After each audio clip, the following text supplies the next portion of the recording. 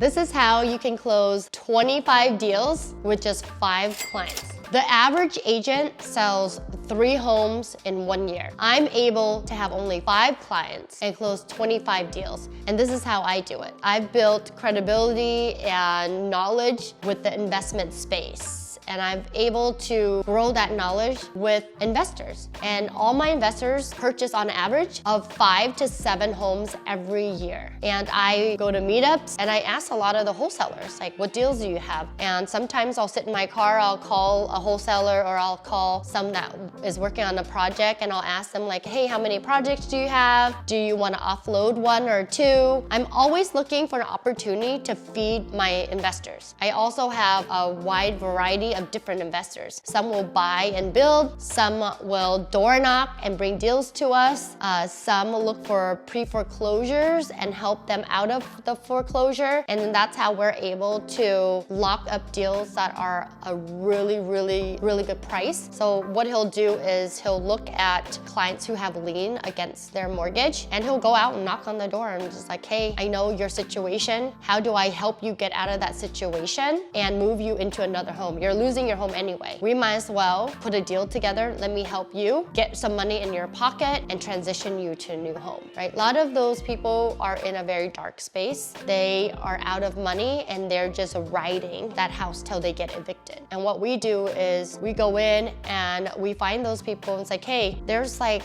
$150,000 in equity here. Let's figure this out to help you get some of that equity before they pull all that off under the rug for you. So that's what we're able to do to help the clients. So when you create a niche and a knowledge of what you're able to do to help people, I think those deals come very naturally, right? So like I said, the average agent sells 3 homes a year, right? And so that means that you have to have a really big database to be able to keep producing. What I love about what I do now is I work with a lot of investors and they buy 5 to 7 properties every year. And then on top of that, I get the list back on top of that, right? And all you need is a good 5 investors and you're gonna continue to have repeated business and it's a lot of fun. The one reason why I love working with investors is because they are non-emotional. They go out, if they don't get it, who cares? They move on to the next. One time there was a deal on the market and it was listed for only $225, I believe in Tacoma, with an extra lot. And we went after it. We wrote an offer. We gave them an extra $50,000, closing in a week. We handed in the tout and we didn't get it. And he was like, oh, well, who cares? Let's just get another one. Let's go find another one. And I love that because I remember working with first-time home buyers or people who fall in love with the house. And when they don't get it, it's devastating for them because they can visualize their kids playing in the backyard, them living there, moving, getting into the school that their kids love. They already see, having parties in the kitchen. All that is already painted and emotionally created, right? And so, although I love working with traditional buyers and sellers, there's a lot of emotion that goes into it. And winning is fun, but the losing is really hard as well. And with my investors, it's just like, it's super fun. It's just like, who cares? I don't care. Let's just get another one, So I think that's why I get the best of both worlds. I get to work with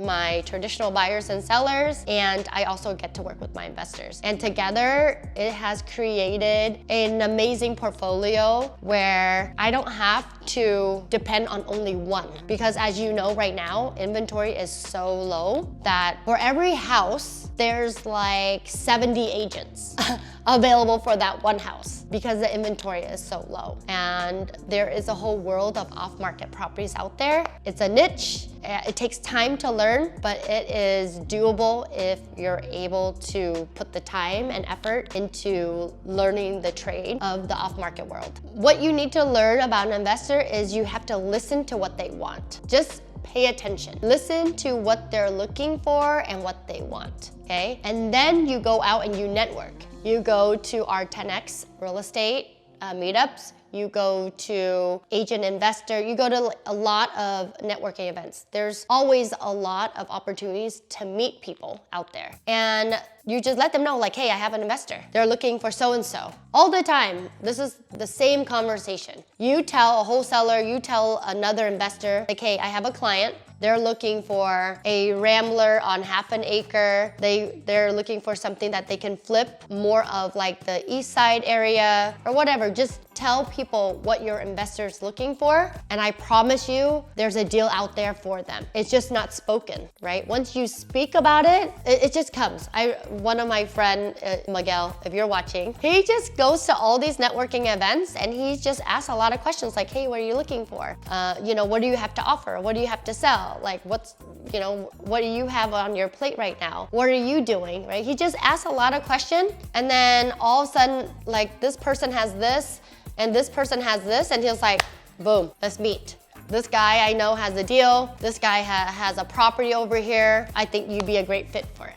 And then he just puts the deal together. He doesn't even have a real estate license, and he gets to drink cocktails and hang out with people for free, right? Because you go to these meetups and most of them are free. Some are like 20 bucks, who cares, right? That's like a few Starbucks, right? But now he's putting deals together just because he continues to show up, right? So think of yourself as a puzzle maker, right? You have two pieces of a puzzle. You have to find the right party and then put it together. If you know how to do that, you can create so many opportunities for your investors, for you, and everybody around you. That's how deals are made off market.